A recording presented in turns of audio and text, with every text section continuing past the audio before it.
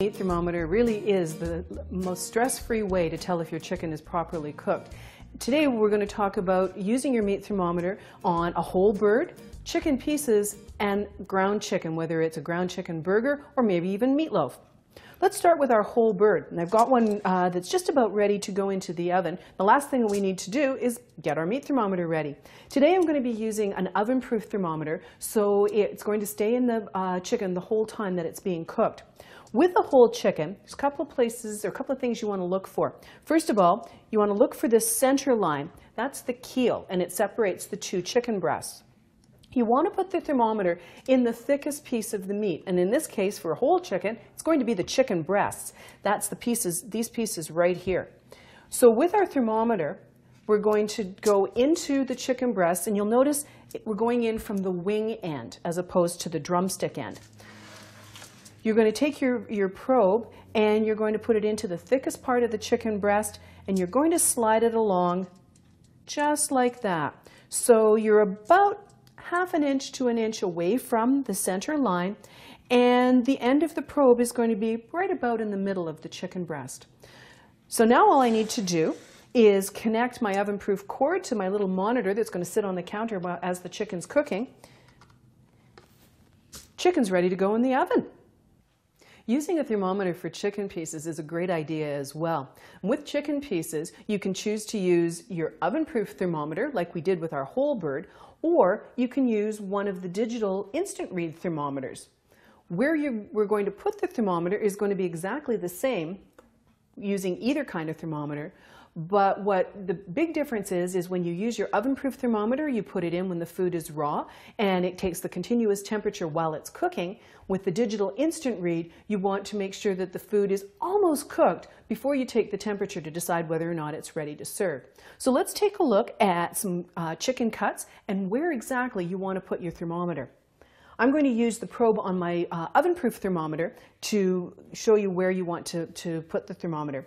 So I've got boneless, skinless chicken breasts, and I've got a bone-in chicken breast. And for these two cuts, the placement of the thermometer is going to be exactly the same. You're going to start at the thick end of the chicken breast, take the thermometer, and just slide it in, straight in like that. And you want to be about halfway in. So it's about right there. In fact, you can actually even feel the probe with the tip of my finger. So that's where you're going to put the thermometer if you're doing a chicken breast, whether it's bone-in or boneless. If you're doing a chicken leg, which is the thigh and the drumstick together, you want to feel around for the thickest part of the thigh and then just slide the probe in, just like that. Now with the thigh, because we've got a bone here and we've got a couple of bones in here, make sure that the probe isn't touching the end of the bone, because the temperature at the bone is going to be a little bit hotter than the temperature in the meat itself.